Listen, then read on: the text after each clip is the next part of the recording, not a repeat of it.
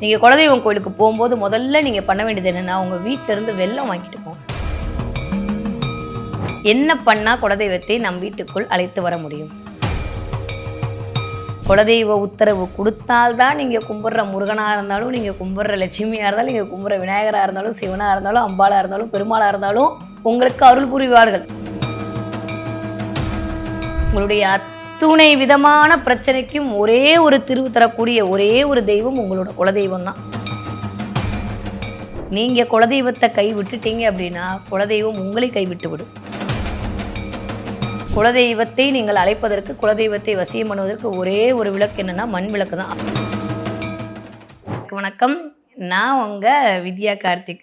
இப்போ நம்ம என்ன பார்க்க போகிறோம் அப்படின்னா, நான் ஏற்கனவே சொன்னேன், நிறையா நம்ம வீட்டில் இருக்கக்கூடிய சின்ன சின்ன விஷயங்கள் மூலமாக நமக்கு தேவைப்படுகிற அத்துணை விஷயங்களையும் எப்படி அழகாக ஈர்த்து கொள்வது அப்படின்ற மாதிரி நம்ம பார்த்துட்டே இருக்கோம். இதுக்கு முன்னாடி நீங்கள் நான் உங்களுக்கு அழகாக ஒரு மந்திரம்லாம் சொல்லி கொடுத்தேன். எல்லாருக்கும் ஞாபகம் இருக்கும்னு நினைக்கிறேன். ஒயிட் கலர் பேப்பரில் உப்பு வச்சு தேய்ச்சி நிறைய பேர் எனக்கு ஃபீட்பேக்லாம் கொடுத்தீங்க, ஃபோன்லலாம் பேசுனீங்க. ஏகம் தனம் சர்வம் சித்திக்கும். நான் சொல்லிகிட்டே இருக்கேன் மேடம், நிறைய பணம்லாம் வந்துச்சுன்னு சொன்னீங்க. ரொம்ப சந்தோஷம். மீனாட்சியோட அருளால் நிறைய உங்களுக்கு கிடைக்கட்டும். ஓகே, இப்போ என்ன பார்க்க போகிறோம் அப்படின்னா, எல்லாரும் எதிர்பார்த்த குல தெய்வத்தை எப்படி உங்கள் வீட்டிற்குள் கொண்டு வருவது, குலதெய்வ வசியம் செய்வது எப்படி? வசியம்னா உடனே கெட்ட வார்த்தையா? அவளை எப்படி வசிக்க வைக்கிறது, உங்கள் வீட்டுக்குள்ளே நம்ம மனசுக்குள்ளே எப்படி வசிக்க வைக்கிறது அப்படின்னு பார்க்குறதுக்கு சின்ன சின்ன மெத்தடால் எப்படி குலதெய்வத்தை அழகாக உங்கள் வீட்டுக்குள் கொண்டு வர முடியும்.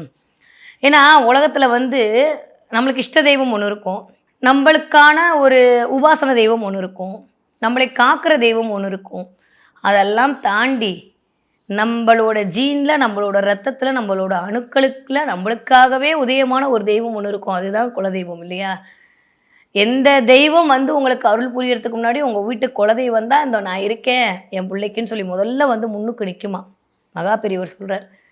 ஸோ அப்போ எந்த தெய்வத்தை நீங்கள் கும்பிடாமல் விட்டாலும் குலதெய்வத்தை மட்டும் கைவிடவே விட்டுறக்கூடாது. நீங்கள் குலதெய்வத்தை கை விட்டுட்டீங்க அப்படின்னா குலதெய்வம் உங்களை கைவிட்டு விடும். அந்த குலதெய்வம் கையை விட்டுருச்சு ஒருத்தருக்கு அப்படின்னா தான் அந்த இடத்துல வம்பு வழக்கு, கடன் பிரச்சனை, நோய், எதிரி எல்லாம் நீங்கள் என்னென்ன மாதிரியெல்லாம் பிரச்சனை ஃபேஸ் பண்ணுறீங்களோ அந்த அத்துணை பிரச்சனைக்கும் மூல காரணமாக நிற்கிறது என்ன அப்படின்னு பார்த்தீங்கன்னா, ஒன்றா நீங்கள் குலதெய்வம் தெரியாதவர்களாக இருப்பீர்கள், இல்லை குலதெய்வத்தை தவற விட்டவர்களாக இருப்பீர்கள், இல்லை அப்படின்னா குலதெய்வம் கட்டுப்பட்டு இருக்கும். நீங்கள் குலதெய்வத்தை கை விட்டுட்டீங்க அப்படின்னா குலதெய்வம் உங்களை கைவிட்டு விடும். ஆனால் குலதெய்வத்தை நம் வீட்டுக்குள் அழைத்து வர முடியும். இந்த எபிசோடில் நான் சுருக்கமாக உங்களுக்கு ஒரு 2 விதமான ஒரு பரிகாரங்கள் சொல்ல போகிறேன். கண்டிப்பாக கம்பல்சரி இது இதெல்லாம் கிடையாது, கம்பல்சரி நீங்கள் இதை பண்ணி பாருங்கள். கைமேல் பலன் கண்கூடாக உணர முடியும். முதல்ல எல்லாருக்கும் ஒரு குலதெய்வம் இருக்கும் இல்லையா? உங்கள் பெண் வீட்டு குலதெய்வம், ஆண் வீட்டு குலதெய்வம் அதெல்லாம் விடுங்க. நீங்கள் கல்யாணம் ஆகி போயிட்டீங்கன்னா உங்களுக்கு ஆண் வீட்டு குலதெய்வம் தான் உங்களுக்கு நிறையா பேச போகுது. அதுக்காக பெண் வீட்டு குலதெய்வத்தை கும்பிடக்கூடாதுலாம் ஒன்றும் இல்லை. அவள் எப்பயுமே உங்கள் மனசுலேருந்து உங்களுக்கு அருள் பாவனை செய்து கொண்டே இருப்பாங்க. ஆண் வீட்டு குலதெய்வமாக இருக்கிற பட்சத்தில் நீங்கள் வருடத்திற்கு ஒரு முறையேனும் போய் குலதெய்வத்தை வழிபாடு செய்ய வேண்டும். ஓகே, குலதெய்வம் கோயிலுக்கு போயிட்டு இப்படி பண்ணிவிட்டு தேங்காய் வாழைப்பழம் உடச்சிட்டு சக்கரை பொங்கல்லாம் வச்சுட்டு வந்தால் ஓகேவா? அது மட்டுமே குலதெய்வத்துக்கு கொடுக்கக்கூடிய ஒரு மிகப்பெரிய கொடையாக இருக்குமா, அல்லது குலதெய்வம் உடனே உங்கள் வீட்டுக்கு வந்துருமா அப்படின்னு சொல்லி பார்த்தா என்ன கேட்டால் அப்படின்னு தான் சொல்லுவேன். எப்பயுமே நான் ஒன்று சொல்லுவேன், எதை நாம் ஈர்க்கிறோமோ அது நம்மளிடம் சேரும். அது செல்வமாக இருந்தாலும் சரி, அது சம்பத்துக்களாக இருந்தாலும் சரி, அது மனிதர்களாக இருந்தாலும் சரி, அது தெய்வமாக இருந்தாலும் சரி. அப்போ குலதெய்வத்தை ஈர்த்து நம்மக்கிட்ட கொண்டு வர்றதற்கு சில வித காரணிகள்லாம் தேவைப்படுது. கரெக்டு தானே? இப்போ நான் உங்ககிட்ட பேசணும் அப்படின்னா நீங்கள் என்னை பார்க்கணும், இல்லை நான் உங்களை ஈர்க்கணும், நீங்கள் என்ன இருக்கணும்னா ஒன்றா என் பேச்சு பிடிச்சிருக்கணும், இல்லை என் தொழில் பிடிச்சிருக்கணும், ஏதோ ஒன்று பிடிச்சிருக்கணும்ல. அப்போ ஏதோ ஒரு விஷயம் தேவைப்படுது இல்லை? அப்போ உங்களுக்கும் எனக்குமான ஒரு லாங்குவேஜ் இருக்கணும்ல. அது கரெக்டாக இருந்தால் தானே உங்களுக்குள்ளேயும் எனக்குள்ளேயும் ஒரு சமிக்கைகள் கிரியேட் ஆகி ஒரு வைப்ரேஷன் வரும். அப்போ குலதெய்வத்தை எதன் மூலமாக நாம் ஈர்த்து கொண்டு வர முடியும்னா சில வழிபாட்டுகளின் மூலமாக தான் ஈர்த்து கொள்ள வேண்டும். ஏன்னா அது பெருந்தெய்வம், பெரும் ஜோதி. ஒவ்வொரு அணுவிலும் நமக்காகவே இருந்து நம்மளை காப்பதற்காகவே நம் குலத்தை காத்து கொண்டிருக்கிற, காக்க போகிற ஒரு தெய்வம் தான் குலதெய்வம். குலம் காக்கும் தெய்வம். இன்னுமே எத்தனை குலம் இருப்போமோ நம்மளுக்கு தெரியாது, எத்தனை பிறவி எடுப்போமோ நம்மளுக்கு தெரியாது, எத்தனை சொந்த பந்தங்களை நம்ம கிரியேட் பண்ணுவோமோ தெரியாது, நம்ம புள்ள எத்தனை புள்ள பத்துக்குமோ அது புள்ள எத்தனை புள்ள பத்துக்கும் தெரியாது. எல்லாம் அறிந்தவன் நம்ம குலதெய்வங்க மட்டும்தான். குலதெய்வம் கோயிலுக்கு போகும்போது கண்டிப்பாக 2 விஷயம் பண்ணணும். இப்போ நான் ஒன்று சொல்ல போகிறேன், ஒன்று நீங்கள் குலதெய்வம் கோவிலில் பண்ண வேண்டியது, இன்னொன்று குலதெய்வத்தை வீட்டிற்கு அழைத்து வருவதற்கு குலதெய்வ கோவிலில் ஒன்று பண்ண வேண்டியது. 2 விஷயம். நான் சொல்கிறது புரிஞ்சிச்சுல்ல? நீங்கள் குலதெய்வம் கோயிலுக்கு போகும்போது முதல்ல நீங்கள் பண்ண வேண்டியது என்னென்னா, உங்கள் வீட்டிலேருந்து வெல்லம் வாங்கிட்டு போங்க. வெல்லமும் பச்சரிசியும் கண்டிப்பாக உங்கள் குலதெய்வம் கோயிலுக்கு கொண்டு போங்க. கொண்டு போய் அங்கே குலதெய்வம் கோயில் பாதத்தில் வச்சு வழிபாடு, உங்கள் முறைப்படி நீங்கள் வழிபாடு செஞ்சு தேங்காய் வாழைப்பழம்லாம் உடச்சிட்டு அந்த வெல்லத்தை சுக்கு நூறாக இடித்து முடியும். உங்களுக்கு அந்த மாதிரி பழக்கம் இருக்குது அப்படின்னா சக்கரை பொங்கல் நெய்வேத்தியம் பண்ணி சாமிக்கு படைங்க. இல்லை மேடம், நாங்கள் தனியாக தான் போயிட்டு வரோம், இருக்கிற மாடர்ன் சொசைட்டியில் எங்களால் எல்லா அங்காளி பொங்கல்லாம் கூட்டிகிட்டு போக முடியல, இதுக்கு ஏதாவது ஒரு ரெமெடி சொல்லுங்கள் அப்படின்னா, உடனே அந்த வெல்லத்தையும் வாங்கி கொண்டு வந்து ஒரு பகுதி இடித்து அந்த குலதெய்வ செவுரை சுற்றி இருக்கக்கூடிய இடத்துல தூவி விட்டுவாங்க.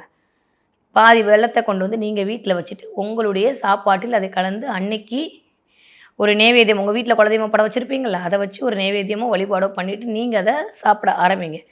இது ஒரு மெத்தடு. இன்னொன்று நான் இப்போ சொல்கிறது கண்கூடான பலனை தரக்கூடிய ஒரு விஷயம். இழுப்ப எண்ணெய். உங்கள் குலதெய்வத்தை வசியம் பண்ணணுன்னா ஒரே ஒரு ஆள் தான் வேணும். யாருன்னா இழுப்ப எண்ணெய். இழுப்ப எண்ணெய் அப்படின்றது 1000 நெய் விளக்கு ஏற்றுவதற்கு சமமான ஒரு பலனை கொடுக்கக்கூடிய எண்ணெய். எத்தனை தெய்வம் இருந்தாலும் நம்ம குலதெய்வம் தானே நம்மக்கிட்ட வரும்னு நான் சொல்லியிருக்கேன். குலதெய்வ உத்தரவு கொடுத்தால்தான் நீங்கள் கும்பிட்ற முருகனாக இருந்தாலும், நீங்கள் கும்பிட்ற லட்சுமியாக இருந்தாலும், நீங்கள் கும்பிட்ற விநாயகராக இருந்தாலும், சிவனாக இருந்தாலும், அம்பாளாக இருந்தாலும், பெருமாளாக இருந்தாலும் உங்களுக்கு அருள் புரிவார்கள். இவன் குலதெய்வத்தையே ஒழுங்காக கும்பல, நம்ம போனாப்பில் மட்டும் நம்மளை மதிக்கவா போகிறான்னு எல்லா சாமியும் முன்னாடி போயிடும். அப்போ குலதெய்வம் பர்மிஷன் கொடுக்கணும். உங்களுக்கு நல்லது பண்ணுறதுக்கு நீங்கள்லாம் வாங்க, என் பிள்ளைங்க நல்லவங்க தான் அவங்க அட்டஸ்டேடு பண்ணி சைன் போட்டு கொடுத்தாதான் மற்ற எல்லா தெய்வமும் உங்களுக்கான ப்ராஸ்பர்ட்டியை கொடுக்கும். அப்போ இந்த குலதெய்வத்தை நாம் எப்படி வசீகரித்தல் அப்படின்னா, இழுப்ப எண்ணெய் போகும்போதே இங்கேருந்து வாங்கிட்டு போங்க. நல்லா இழுப்ப எண்ணெய் வாங்கி உங்கள் குலதெய்வத்தை ஏற்றுங்க. விளக்கேற்றும் போது ஒன்று சொல்லுங்கள், உங்கள் கோவிலில் வச்சு மனசார. நீங்கள் பெண்களாக இருந்தாலும் சரி, நீங்கள் ஆண்களாக இருந்தாலும் சரி, குலதெய்வம் உங்களுடையே இருக்க வேண்டும். உங்களுடைய அத்துணை விதமான பிரச்சனைக்கும் ஒரே ஒரு தீர்வு தரக்கூடிய ஒரே ஒரு தெய்வம் உங்களோட குலதெய்வம் தான். அதை நீங்கள் கெட்டியாக பிடிச்சிக்கணும், அதை நீங்கள் வசியம் பண்ணி வச்சுக்கணும், அது வசீகரிக்கணும், அது உங்களுடைய ஐக்கியமாக இருக்கணும்னா ஒன்று சொல்லுங்கள். அந்த விளக்கேற்றும் போது, அப்பா, இது வரைக்கும் நான் என்ன வேணால் தப்பு பண்ணியிருக்கலாம், உனக்கு பிடிச்ச மாதிரி கும்பிட்டுருக்கலாம், உனக்கு பிடிக்காத மாதிரி கும்பிட்டுருக்கலாம், எனக்கு தெரியல. இந்த நிமிஷம் இந்த நொடியிலிருந்து இந்த விளக்கில் நீ அமர்வாயாக. எந்த கட்டிலையும் நான் அடைபட மாட்டேன் அப்படின்னு எனக்கு சத்தியம் பண்ணு அப்படின்ற ஒரு வேண்டுதலோட. உண்மையை சொல்லட்டுமாங்க, நம்புறவங்க நம்பாதவங்க வேறு. இதுக்கு பின்னாடி இருக்கக்கூடிய சயின்ஸையோ இல்லை இதுக்கு பின்னாடி நம்மளாம் அப்படியே ப்ராஃபிட் இது கொடுத்தாதானே, ப்ரூஃப் கொடுத்தாதானே பேசுவோம். என்னதான் அவ்வளோ விஷயங்கள் இருந்தாலுமே உட்காந்து வக்கனையாக பேசுறதுக்கு தான் இந்த ஊரில் ஆட்கள் ஜாஸ்தி இல்லைங்களா? சாமி இருக்குன்னு சொன்னாலும் நம்ப மாட்டாங்க, இல்லைன்னு சொன்னாலும் நம்ப மாட்டாங்க. நம்ம என்ன பேசினாலும் அதுக்கு விதண்டாவாதமாக பேசிட்டு தான் இருப்பாங்க. அதனால் இந்த மாதிரி கட்டுறது இதெல்லாம் உண்மையா பொய்யா, அதற்கு பின்னாடி உண்மைன்னு சொல்கிறதுக்கும் நிறையா எவிடன்ஸ் இருக்குது. பொய்ன்னு சொல்கிறதுக்கு எனக்கு தெரிஞ்ச எவிடன்ஸ் கிடையாது. கிடச்சா அப்புறம் வேணால் நம்ம பார்த்து அதை பற்றி பேசலாம். முதல்ல உங்களோட தொழில் முடங்கப்படுது, நல்லா போயிட்டு இருந்த வேலை அப்படியே இறங்கிடுச்சு, இல்லை வீட்டில் அடுக்கடுக்காக பிரச்சனை வருது, திடீர்னு வீட்டில் தீ பிடிக்குது, இல்லை திடீர்னு வீட்டில் ஏதோ பிரச்சனை ஆகுது, நிறைய துர்மரணங்கள் கண்டினியூஸாக நடக்குது, உச்சத்தில் இருந்தேன்னா ஒரு நாளில் கீழே வந்துட்டேன், பிள்ளை என்னமோ பண்ணிடுச்சு, இந்த மாதிரி பிரச்சனை வருது அப்படின்னா நம்ம ஊரில் என்ன சொல்லுவாங்க, உடனே குலதெய்வம் கோயிலுக்கு போயிட்டு வந்துடுமா, குலதெய்வம் கட்டியிருக்கான்னு பாரும்பாங்க. சோவி போட்டு பாரு. குலதெய்வம் கட்டப்பட்டதென்றால் குலதெய்வத்தால் உங்களுக்கு அருள் பாவிக்க முடியாது. அப்போ என்ன பண்ண முடியும், ஈஸியாக கெட்ட சக்தியை உங்களுக்குள்ளே நுழைச்சிட முடியும். அப்போது நீங்கள் என்ன வேண்டணும், உங்கள் குலதெய்வத்துக்கிட்ட போயிட்டு முதல்ல இழுப்ப எண்ணெய் ஊற்றி, அப்பா இல்லை ஆத்தா, நீ இந்த இழுப்ப எண்ணெயில் நீ அப்படியே இருந்து எனக்கு அருள் புரி. இந்த நிமிஷத்துலேருந்து இந்த நொடியிலேருந்து யார் உன்னை எந்த கட்டு கட்டினாலும் அந்த கட்டுக்கு அடங்க மாட்டேன், என் கூட தான் இருப்பேன்னு எனக்கு சத்தியம் பண்ணித்தாம்மா, சத்தியம் பண்ணித்தாப்பா அப்படின்னு மனசார வேண்டிக்கிட்டு அந்த இழுப்ப எண்ணெயை விளக்கேற்றுங்க. விளக்கேற்றிட்டு அஸ்யூஷுவல் உங்கள் குலதெய்வத்துக்கு நீங்கள் அபிஷேகம், ஆராதனம், மலர் தூவீங்களோ, ட்ரெஸ் வாங்கி சத்துவீங்களோ, எல்லா விஷயத்தையும் பண்ணுற வரைக்கும் அந்த இழுப்ப எண்ணெயை ஊற்றி அந்த விளக்கு எரிஞ்சுக்கிட்டே இருக்கட்டும். அது அப்படியே நல்லா கும்பிட்டு வந்துட்டிங்களா, நேராக குலதெய்வம் கோயிலுக்கு போயிட்டு தயவு செஞ்சு வேறு எங்கேயும் போகாதீங்க. நிறைய பேர் பண்ணுற பெருந்தப்பு இதுதான். வீட்டிலேருந்து குலதெய்வம் கோயிலுக்கு போனால் கரெக்டாக திரும்ப வீட்டுக்கு வாங்க. அதை விட்டுட்டு நீங்கள் வீட்டிலேருந்து குலதெய்வம் கோயில் கிளம்பி அப்புறம் அங்கே ஒரு டூருக்கு போவோமா, இங்கே ஒரு குற்றாலம் பக்கத்தில் இருக்க அங்கே போவோமா, இங்கே திருச்செந்தூர் பக்கத்தில் இருக்க அங்கே போவோமா, இங்கே போய் அந்த ரெசார்ட்டுக்கு இதெல்லாம் போனீங்கன்னா அப்போ அதோட வேல்யூவை நீங்கள் ரிசீவ் பண்ண முடியாது. போகிறது எதற்கு? வருஷத்துக்கு ஒரு தடவை கோயிலுக்கு போகிறீங்க. குலதெய்வம் கோயிலுக்கு வீட்டிலேருந்து கிளம்புனீங்கன்னா திரும்ப வீட்டுக்கு வாங்க. அதுதான் கரெக்டான ஒரு சரியான முறையாக இருக்குமே தவிர, குலதெய்வம் கோயிலுக்கு போயிட்டு இன்னொரு 10 இடத்துக்குலாம் சுற்றிட்டு அதுக்கப்புறம் நான் வீட்டுக்கு வருவேன் அப்படின்னா குலதெய்வம் காண்டாயிடும். அவரே கஷ்டப்பட்டு இப்போ தான் இழுப்பெண்ணெல்லாம் ஊற்றி நம்ம சமாதானம் பண்ணி வச்சுருக்கோம். அப்போ இழுத்து கொண்டு வந்து வரணுமா வர வேண்டாம்? அப்போ என்ன பண்ணுவோன்னா, இந்த பரிகாரம் நீங்கள் பண்ணும்போது எங்கள் வீட்டிலேருந்து ஆரம்பிக்கிறீங்களோ திரும்ப கண்டிப்பாக வீட்டுக்கு தான் வரணும். நீங்கள் அங்காளி பங்காளியோடய போகிறீங்களா, ரொம்ப சந்தோஷம். வீட்டில் இருக்கிற 4 பேருமே ஏற்றுங்க. 4 அங்காளியோட பங்காளியோட போகிறீங்களா, 4 பேருமே விளக்கு ஏற்றுங்க. 4 விளக்கு ஏற்றுங்க. மண் விளக்கு தான் ஏற்ற வேண்டும். குலதெய்வத்தை நீங்கள் அழைப்பதற்கு, குலதெய்வத்தை வசியம் பண்ணுவதற்கு ஒரே ஒரு விளக்கு என்னென்னா மண் விளக்கு தான். அதுவும் எக்ஸ்பெஷலி நீங்கள் சனிக்கிழமெல்லாம் போனீங்க அப்படின்னா, குலதெய்வம் தான் வந்துடுறேன்ப்பா அவங்க கூட, இவ்வளோ கூப்பிட்றா வரமாட்டேனான்னு வந்துடும். ஏன்னா அம்மா மாதிரிங்க குலதெய்வம். நீங்கள் கூப்பிடணும், அவ்வளோதான். நினைக்கணும். நினச்சிட்டா போதும். உங்களுக்கே தெரியாத அளவுக்கு நிறைய மாற்றங்களையும் நிறைய ஏற்றங்களையும் வாழ்வில் கண்டிப்பாக கொண்டு வந்து உங்கள் குலதெய்வம் உங்களுக்கு நிமிஷத்துக்கு நிமிஷம் நொடிக்கு நொடி கொடுத்துட்ருக்கும். போயிட்டே இருப்பீங்க, திடீர்னு அடிபடும். கொஞ்சம் தப்புச்சு அப்படின்னா உயிரே போயிருக்க அளவுக்கு அது மறுநடியாக இருக்கும். ஆனால் ஒரு செகண்டில் ஒன்றுமே இல்லாமல் காலில் ஒரு சராப்போட தள்ளி விட்றாங்க. உங்கள் குலதெய்வம் நிற்கும். என் பிள்ளையா நீ தொட வர்ற அப்படின்னு எமனையே தள்ளி வைக்கும். அந்த அளவுக்கு உங்கள் குலதெய்வம் உங்கள் முன்னாடி வந்து நிற்கும். அப்போது நம்ம அவரை ஒழுங்காக பயன்படுத்திக்கணுமா, பயன்படுத்திக்கூடாதா? கோவிலுக்கு போனால் திரும்ப எங்கேயே என்ன வரணும், உங்கள் வீட்டுக்கு தான் வரணும். இதுதான் தம் ரூல் 1. ஓகே. 2வது வீட்டுக்கு வந்ததுக்கப்புறம் நல்ல நிலவாசப்படியில் 2 பக்கமும் மஞ்சளை பூசிட்டு, பட்டை இந்த 3 விரல் இதை வச்சு விபூதி பட்டை அடிச்சுட்டு, நடுவில் குங்குமத்தை வச்சுட்டு, அந்த இடத்துல கற்பூரம் காட்டிட்டு, ஆமாம் குலதெய்வம் உங்களோட வந்திருக்கல, வாசலில் வந்து நிற்கிது இல்லை, கும்பிடணுமா வேணாமா, நீங்கள் வாங்கினா கண்டிப்பாக வந்துடும். அது நீங்கள் வீடு செய்கிறதுக்கு முன்னாடியே அவர் வந்து வாசல் நிற்பார். இப்போ கண்டிப்பாக என்ன பண்ணணும், காலையில் எழுந்திரிச்சி கற்பூரம் நீ வீட்டு நிலப்படிக்கு கற்பூரத்தை காட்டிட்டு அந்த இடத்த படியை தொட்டு கும்பிட்டுட்டு உள்ளே வந்து உங்கள் சாமி ரூமில் எகெயின் அதே மாதிரி ஒரு மண் விளக்கு எடுத்து அதில் இழுப்பெண்ணெய் ஊற்றி உங்கள் குலதெய்வத்துக்குன்னே ஒரு விளக்கை ஏற்றி வச்சுடுங்க. ஒரே ஒரு கண்டிஷன் என்னென்னா, தயவு செஞ்சு இந்த விளக்கை கழுவக்கூடாது. ஐயோ மேடம் என்ன பிசுக்காயிடும் அது ஆகிடுதேன். ஒரு பேப்பர் இருக்கும், இல்லாட்டி ஒரு துணி இருக்கும், அதை வச்சு அந்த மண் விளக்கை தொடங்க. விளக்கை கழுவுனீங்க அப்படின்னா அந்த எனர்ஜியே போயிடும். திரும்ப நீங்கள் மறுபடியும் முதல்லேருந்து ஆரம்பிக்கணும். அதனால் கண்டிப்பாக 2 மண் விளக்கு வாங்கிக்கோங்க. ஒன்று உங்கள் குலதெய்வம் கோயிலில் ஏற்றுறதுக்கு, ஒன்று குலதெய்வத்திற்காக நம்ம வீட்டில் ஏற்றுவதற்கு. புரிஞ்சிருச்சிங்களா? அப்போ திரும்ப சாயந்தரம் வந்து என்ன பண்ண போகிறீங்க அப்படின்னா, நல்லா வாசலெல்லாம் இது பண்ணி விளக்கெல்லாம் ஏற்றிட்டு நேராக உள்ளே வந்து இழுப்பெண்ணெய் ஊற்றி கிழக்கு பார்த்து குலதெய்வத்துக்கு விளக்கு அப்படின்னு ஒரு மண் விளக்கு ஏற்றி வச்சு, அப்பா நீ வீட்டுக்கு வந்துட்ட, இந்த விளக்கில் இருந்து எங்களுக்கு சகல ஐஸ்வர்யத்தையும் நீ கொடுக்கணும், இந்த விளக்கு எரியிற மாதிரி எங்களுடைய வாழ்க்கையும் பிரகாசமாக எரியணும் அப்படின்னு நீங்கள் வேண்டிக்கிட்டிங்கனாலே அடுத்து 15 நாளில் நடக்கக்கூடிய மாற்றத்தை நீங்களே கண்கூடாக உணர்வீங்க. இறைவனாரிடம் நம்ம போய் சேர வேண்டியது சரணாகதி மட்டும்தான். உன்னை விட்டால் எனக்கு வேறு யாரும் இல்லை, நீ காப்பாற்றுன்னு 2 கையும் தூக்கி நின்றுட்டிங்கன்னா தான் அவன் காப்பாற்றுவான். என்னதான் இவ்வளோ பெரிய போர் வரும்போதும் திரௌபதி கையை இதுக்கு மேலே முடியாது சாமின்னு கையை தூக்கி கிருஷ்ணான்னு கூப்பிட்ட பிறந்தான் கிருஷ்ணர் வந்தார். தலையை பிடிச்சி இருக்கும் போதும் ஜலை உருவும் போதெல்லாம் வரல. அப்போ நீங்கள் எனக்கு உன்னை விட்டவர் யாருமே இல்லை, நீ தான் அப்படின்னு சரணாகதி அடைஞ்சாதான் கடவுள் நம்மிடம் வருவார். அந்த ஒரே ஒரு சூட்சமத்தை மட்டும் நீங்கள் புரிஞ்சுக்கிட்டீங்கன்னா அழகாக வந்து உங்களுடைய குலதெய்வத்தை ஈர்த்து கொள்ள முடியும். அப்போ இழுப்பெண்ணெய் உங்களுடைய குலதெய்வத்தை உங்களுக்கு ஈர்த்து கொண்டு வருவதற்கான சிறப்பான வாய்ப்புகளை கண்டிப்பாக கொண்டு வந்து சேர்க்கும். சரி மேடம், இப்போ வந்து என்னால் கோவிலுக்கெல்லாம் போக முடியல, இப்போ தான் போயிட்டு வந்தேன், திரும்ப போனோன்னா கொஞ்சம் லேட் ஆகும், டைம் இல்லை, அது ரொம்ப தூரம் இருக்குது, வீட்டில் இருந்தே நான் அதை ஸ்டார்ட் பண்ணிவிட்டு அதுக்கப்புறம் திரும்ப கோவிலில் கண்டிப்பாக போய் பண்ணலான்னா தாராளமாக பண்ணுங்கள். ஆரம்பிக்கிறது சனிக்கிழமை ஆரம்பிங்க.